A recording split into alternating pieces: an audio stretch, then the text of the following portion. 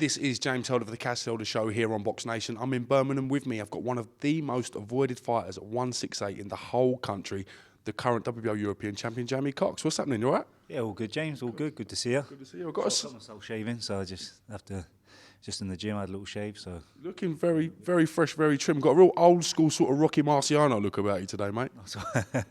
Nice one, mate. Yeah, that suits the gym then, doesn't it? Down in the butchers, so. Indeed. Yeah. First time I've been in the butcher shop gym. I've got to say, this is the epitome of old school. When you think of old school gyms and sawdust, the butcher shop should come up, shouldn't it? Yeah, it suits us down to the ground, and you know what I mean. John's producing some champions out of here, so you know what I mean. It's a great place to be. It's not about what you got; it's about the knowledge. Good 2015 for yourself. Good to be back in action. 3 good TKO wins as well as claiming the WBO European title. How do you sort of assess that year coming back, if you like? Yeah, we've just been you know, obviously now it's time to really hit. I'm coming to my prime, and you know, John told me to move up that weight. You know, I was always trying to battle the scales, go down. Now I'm fighting just where I'm comfortable, so it's really suited us. They're not as quick as us and explosive, and obviously I've got really good condition, always have had. And John's just worked on my boxing, my defence. I've carried the power through, and I'm hitting the target. You know, they're a bit too slow, so it gives me the, you know, I see everything before they, you know what I mean, they do it. So that's why I'm getting them out of there. And yeah, I'm looking forward to fighting some big names now in the future. I know a lot of them are turning it down. You know, I can only fight who's in front of me, and I'll fight everyone. So if they want it, I'm here. Some massive, massive fights at 168. Yeah. Super middleweight division domestically and internationally is sort of on fire at the moment. And do you feel you're in the right place to get these big fights?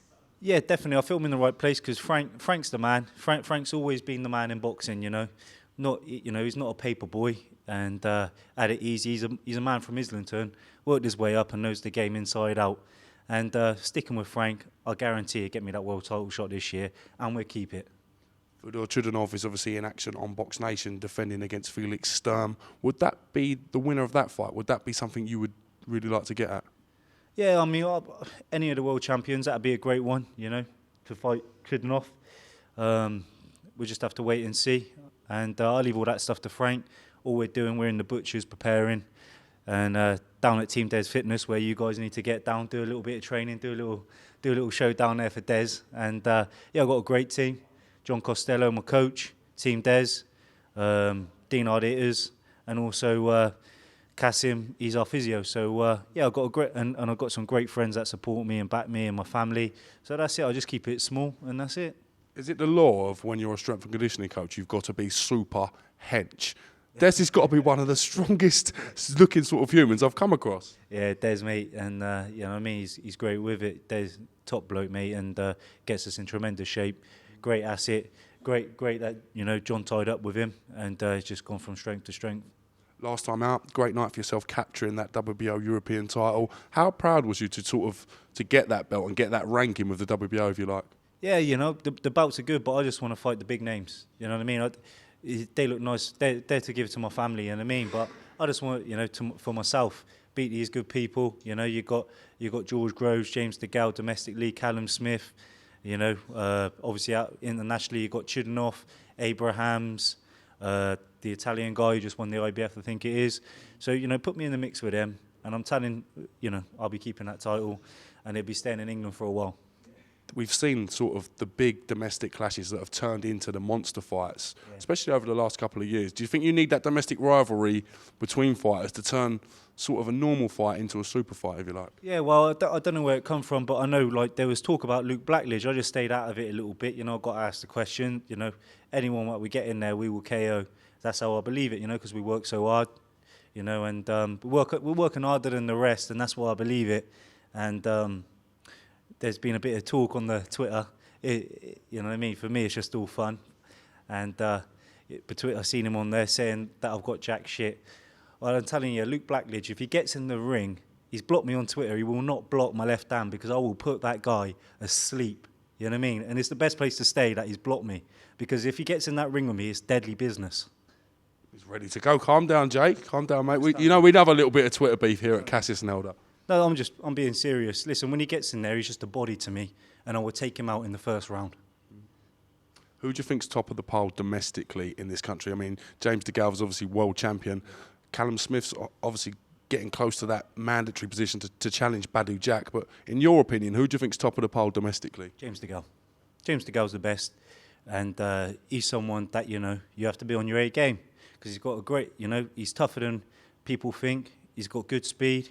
He's got fair enough power, and he's got a great boxing brain. And he's proven. He's boxed some really good people, and fair credit to James. And hopefully one day we can make it a big fight.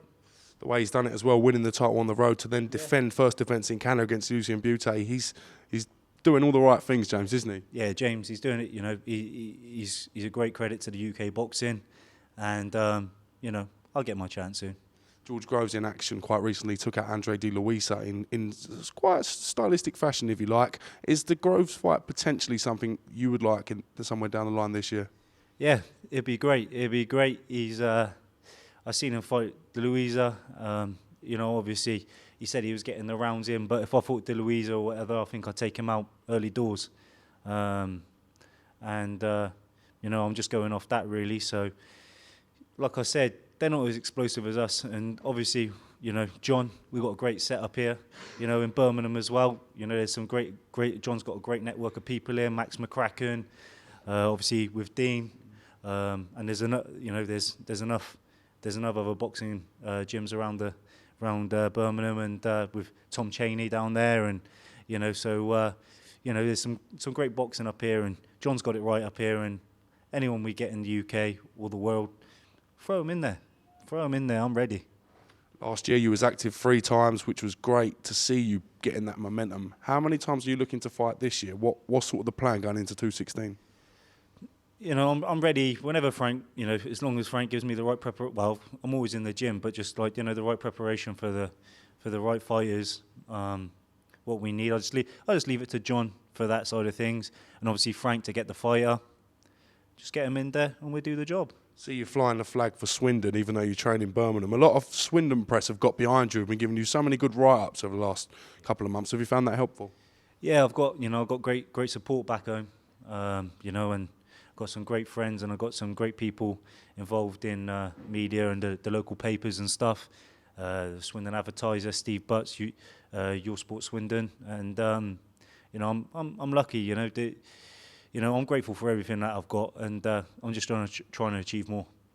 Boxing, as you say, is such a hard sport at times. To get the funding, support, and sort of that media attention can really help you get to that next level, can't it? Yeah, it can. It can really help it. Even yourselves, James. You've always been massive for me, and I'm grateful for that. And for me, I'm one of them people. I want to switch on the TV and I want to see some excitement. I think we bring that to the boxing. I see a lot of fighters, and I turn on the box and I don't even watch it because they're boring. People want to see some exciting fights, and that's how I try and bring that when I fight. All action. Yeah. On that note, we look forward to seeing Jamie Cox in action, some big fights in 2016. Thank you for talking to Cash Holder Show. Really appreciate it. Nice one. Look out for the butcher's shop, Jim. Do we get free meat? All day. Steak.